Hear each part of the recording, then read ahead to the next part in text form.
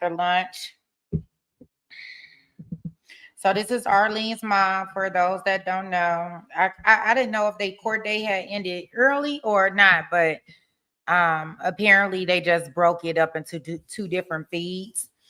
So we'll go ahead and jump into her testimony.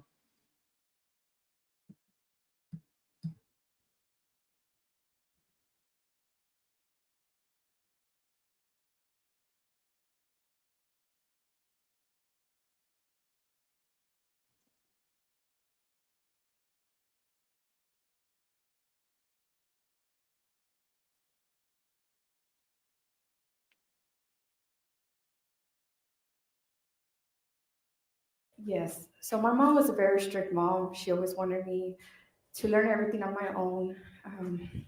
Initial her Arlene because I feel like Arlene was connected with Armando, the AR, Arlene Armando, and I gave Armando the initials with Arlene. So Armando's name is Armando Luis Alvarez. So Arlene is Arlene Lynette Alvarez because I wanted Armando to feel connected to my daughter. And I'll ask you briefly, the type of relationship you had with your mother was very different than you had with Arlene. Yes. So my mom was a very strict mom. She always wanted me to learn everything on my own. She was more strict, and she didn't want to confuse the relationship between a mom and a friend because she didn't want me to disrespect my mom. But with my daughter, I wanted to change everything. I wanted her to be my best friend and to always connect with me. And I wanted her to grow older and always come to me for anything. So that's the bond that I created with her. And she was my best friend. So she was in the fourth grade, right? Correct. Was she a good student? Excuse me? Was she a good student? Yes. And you talked about you being a hairdresser. What were the types of things she was recently getting into when she was 9? Oh, she had already mastered a blunt haircut. She already knew how to blow dry with a paddle brush and a roll brush. And she, when my customers would come to my hair salon, she already knew the code not to say that their hair was orange or yellow because my customers would panic. So she would tell everybody, do not say orange or yellow in my mom's hair salon because my my mom's customers are gonna freak out. So do not say that. She already knew the color wheel too. She was very smart. She was into nails, makeup. Yes. So one time she approached to me, she was like, Mom, can you buy me a nail kit? And I'm like, no, because you cannot use the acrylic, Arlene. Those products are too strong. Mom, I got it. I want to do nails.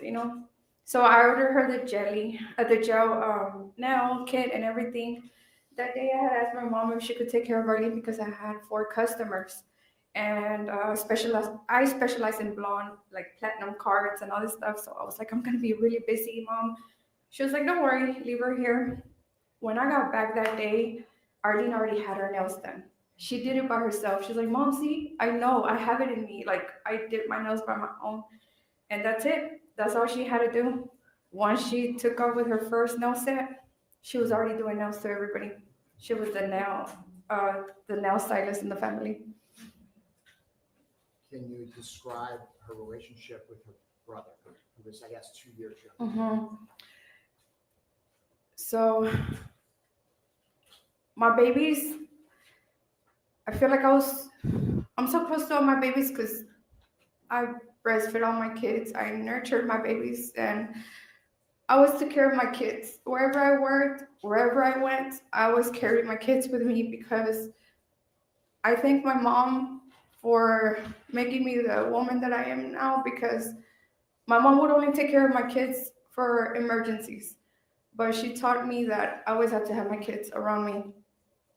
I come from a family that they had used auto dealership. So I grew up in my dad's dealership. So that was nothing different for me. So I was like, okay, well, I grew up in my dad's business. My kids grew up in my business as well. And when we had Armando Jr., Arlene was only 2 years old. But whenever Armando Jr. was born, I was like, I'm weaning off my baby from my bed. So they both slept together since Armando Jr. was born. So all Armando knows and knew was the love and the connection with Arlene. So when we lost Arlene, it affected Armando Jr. so much. To a point where like his first year of Arlene's passing, he won't be on himself. He until right now, he's good. He has low grades in school, and we have him in a special ed program because we want him to focus on his school, and it has affected him a lot. But thankfully, he comes from a family that we go hard on family celebrations. We distract him with activities when we can. We vacation to distract, and we have a lot of family orientation and a lot of family support. Let me ask you this. You had said that they would sleep in the same room um, until about 7 months ago. Where was he sleeping? Okay, so after his passing, he would sleep in the living room. He didn't want to sleep in the bed by himself. And until barely right now, I was telling John Jordan that he has approximately 7, 8 months that he barely adjusted to his bed. So he's barely sleeping in his bed, but he cannot sleep in his room without no light. He has to have a light. So we bought him a big LED light that changes colors. That way he could feel relaxed. He sleeps with rain music. I put rain music for him so he could relax. And he did some school counseling, but so far has been resistant to counseling. Yes. I'm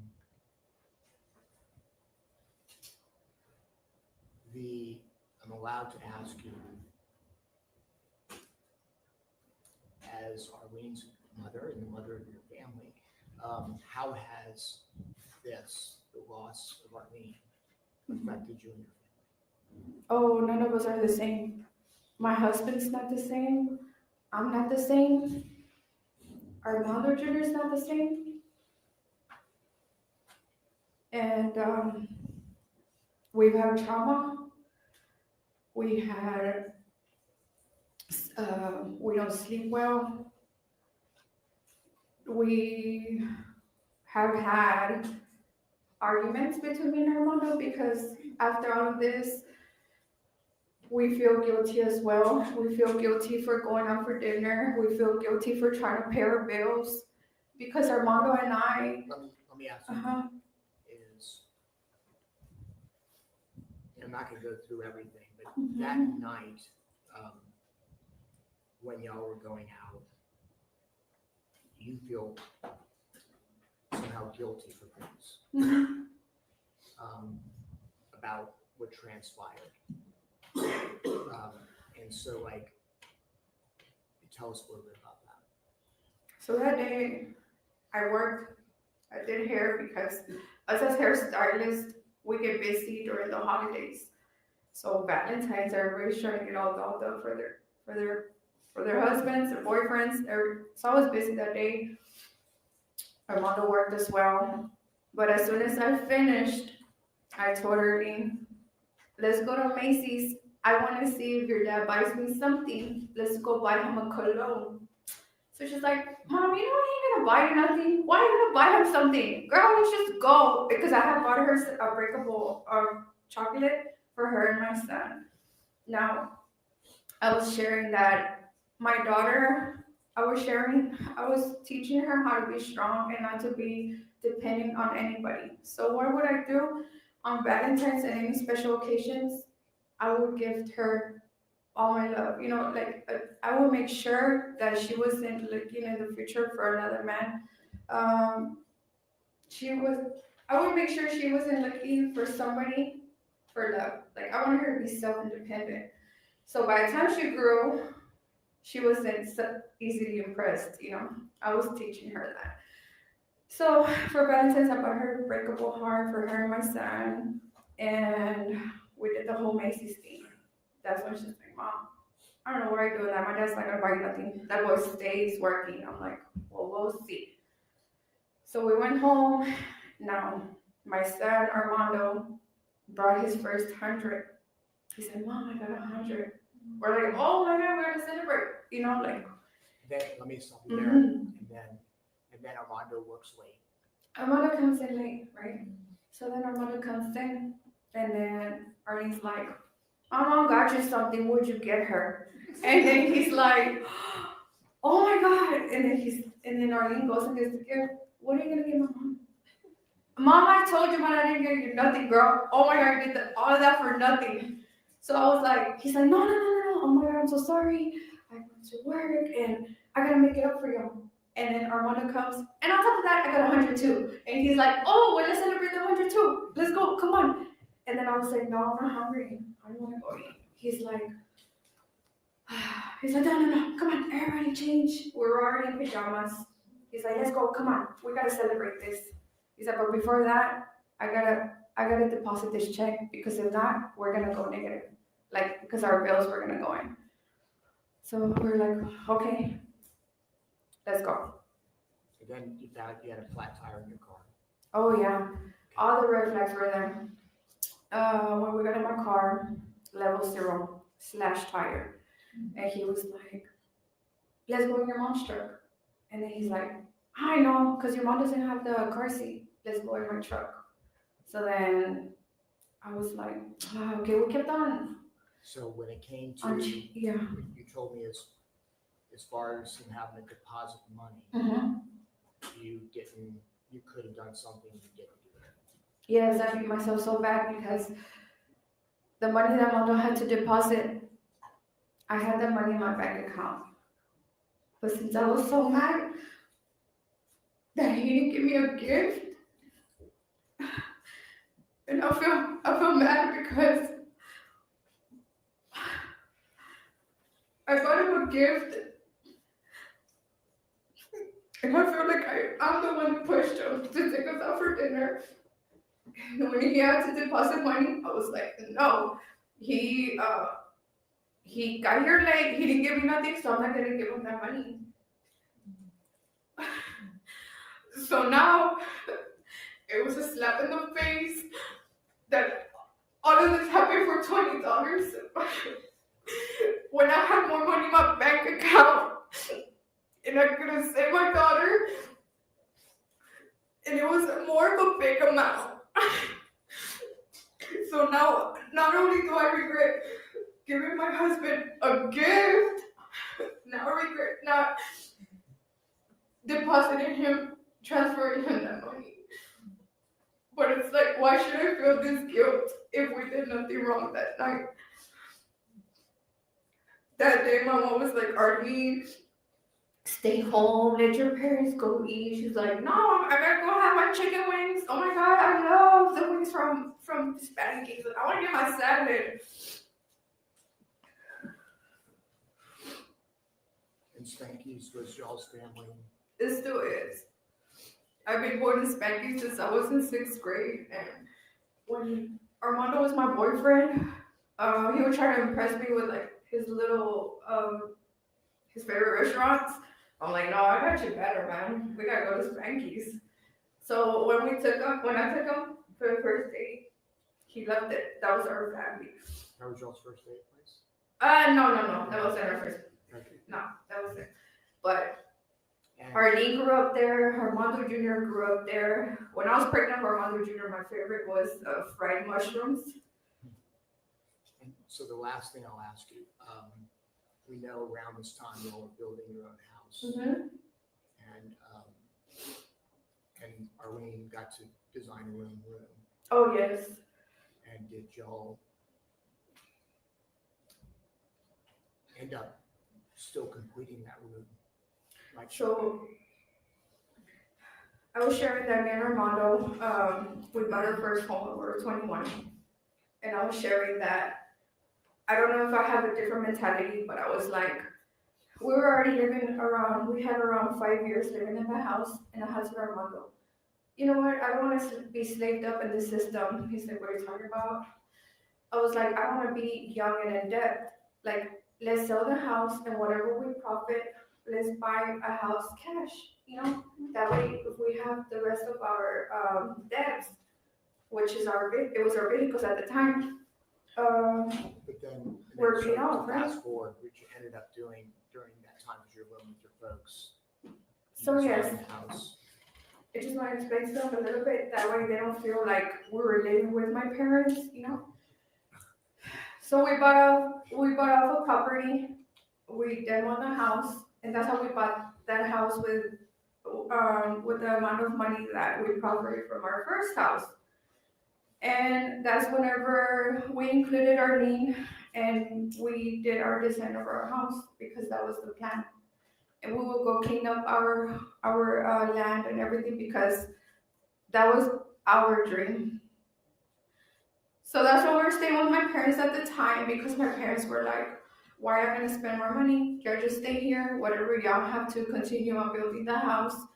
Instead of spending more money, y'all could just go ahead and save the money and stay with us. So that's the reason why we were staying with my parents at the time because we were under construction. So how was the room designed? The one for Arlene wanted her own shower, her own vanity. And when Arlene passed away, I didn't want to move on forward because I wanted to finish the property with her because, man, she was really good at cutting yard. She would get on the tractor and she would cut the yard. Man, she was real good at it because even I tried it myself and I'm like, man, this girl she was really good at even cutting the yard. Like, because my husband, I know you haven't met him, but he always, I'm not trying to talk good about him, but he always like everything right. So when she would try to cut the yard, he would be like, you gotta go back and follow the line. So she got really good at that. So to me, I didn't want to move on forward with the house because I wanted to finish it with her.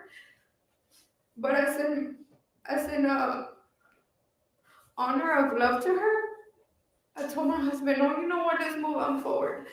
Let's finish this house for Arlene and for her brother and her sisters. I mean, her brothers and her sister, you know, like, because they deserve it. And we learned that leaving everything for tomorrow, you just never know when there's not going to be no tomorrow. She had a big personality. She did.